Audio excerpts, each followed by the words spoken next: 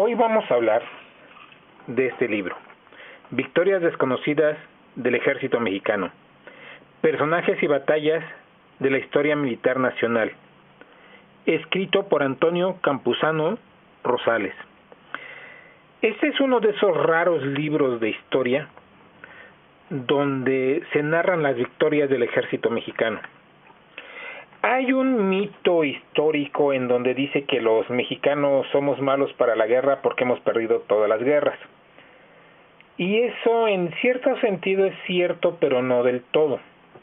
Porque si uno estudia nuestra historia, nos daremos cuenta de que el mexicano como tal es un magnífico militar.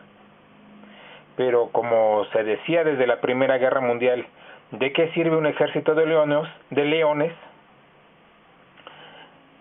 dirigido por un asno? Y es lo que siempre ha pasado. En todos los eventos militares que hemos vivido desde la independencia, hemos padecido el mismo problema. Dirigencias políticas incompetentes, incapaces, que han sacrificado territorio, vida, sangre, que han destruido al país. Como siempre, nuestros queridos políticos. Pero bueno, no tratemos temas políticos, vamos por otras cosas. Este es un libro de la Biblioteca del Ejército del Oficial Mexicano. Se editó por Sedena. El autor es el teniente historiador Antonio Campuzano Rosales. Y pues realmente este libro está muy mal editado, porque si se dan cuenta no tiene ni el ISBN, ni el año de edición, ni dónde se editó. Esto más bien parece una tesis, lo cual no es de sorprendernos, porque en realidad la bibliografía militar mexicana es muy pobre. Hay un puñado de libros que tratan sobre nuestra historia y muchos de ellos han tenido que ser escritos por gente con sus propios medios.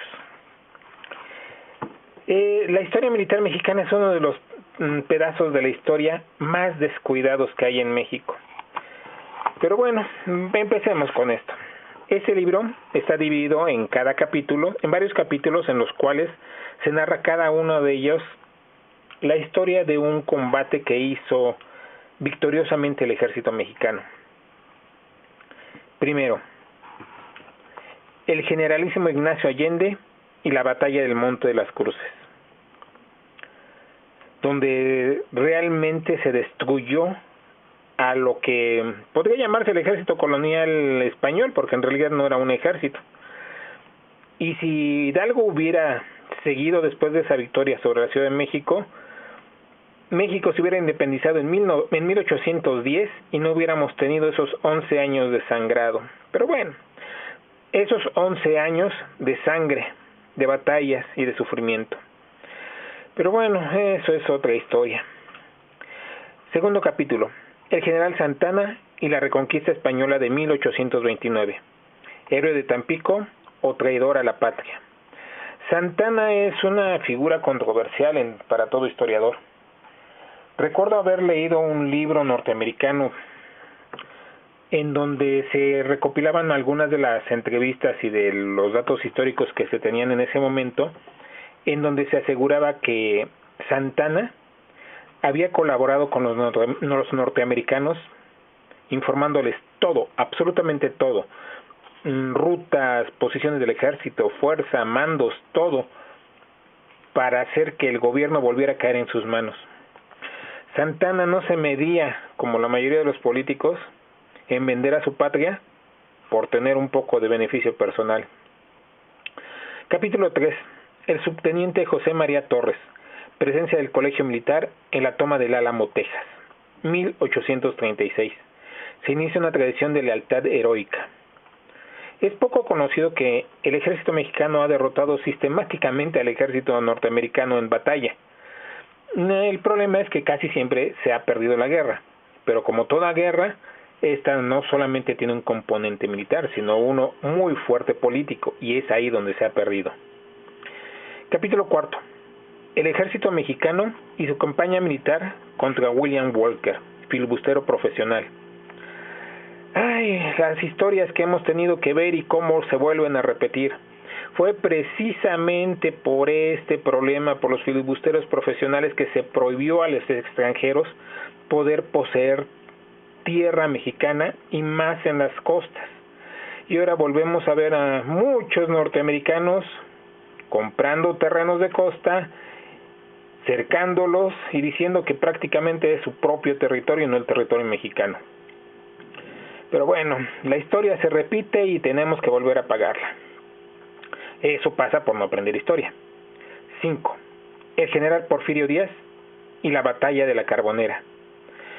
Durante la intervención francesa en México, el ejército mexicano pasó de todos los tipos de guerra: la guerrilla, el combate campo a campo, posiciones artilleras.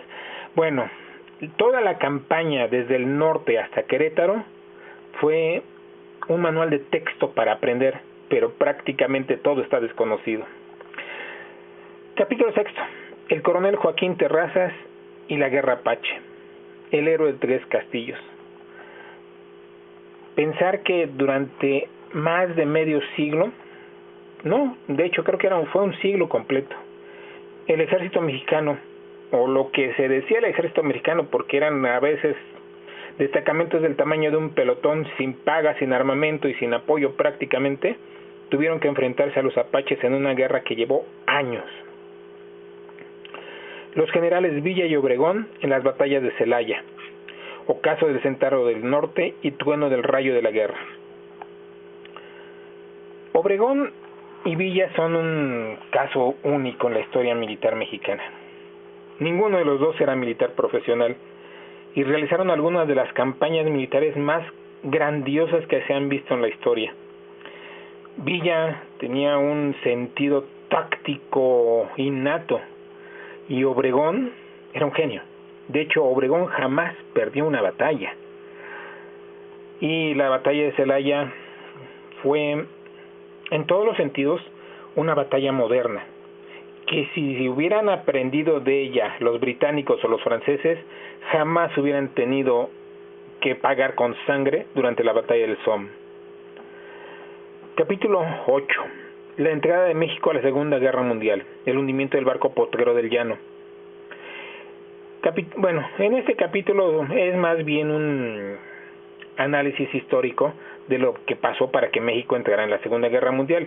Un estudio geopolítico se necesita ya de lo que pasó en ese momento, más que nada porque se ha olvidado. La gente que peleó, los mexicanos que pelearon en la guerra, los braceros que fueron a ganar la batalla de la producción en Estados Unidos, los campesinos que fueron a cultivar el campo americano y que después fueron traicionados por el gobierno. Bueno, mucho hay que hablar sobre eso, pero será en otro momento. 9. El Escuadrón 201 de la Fuerza Aérea Expedicionaria Mexicana, una historia olvidada.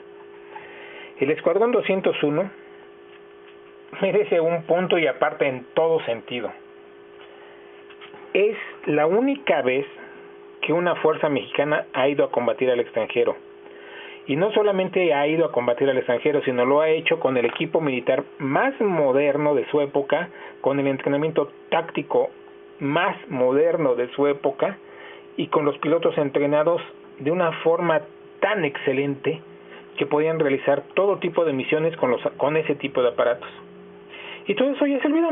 Pero bueno, como les digo, es un libro editado por el ejército mexicano, muy difícil de conseguir. Merecería una reedición, porque este es un libro que derrumba un mito histórico que merece ser replanteado y del que hablaré en otro momento, sobre cómo el gobierno mexicano muchas veces ha traicionado a los mexicanos, cómo Santana vendió a su país por volver a ser presidente, y que en realidad los mexicanos, bueno, aquí está, 2003, el libro es del 2003, y cómo los mexicanos muchas veces hemos tenido que improvisar todo para defender a nuestra patria, pero nunca hemos pensado en cómo que defenderla empieza por juzgar a los traidores primero. En fin, si lo pueden encontrar por ahí en alguna parte, cómprenlo. Es un documento histórico rarísimo.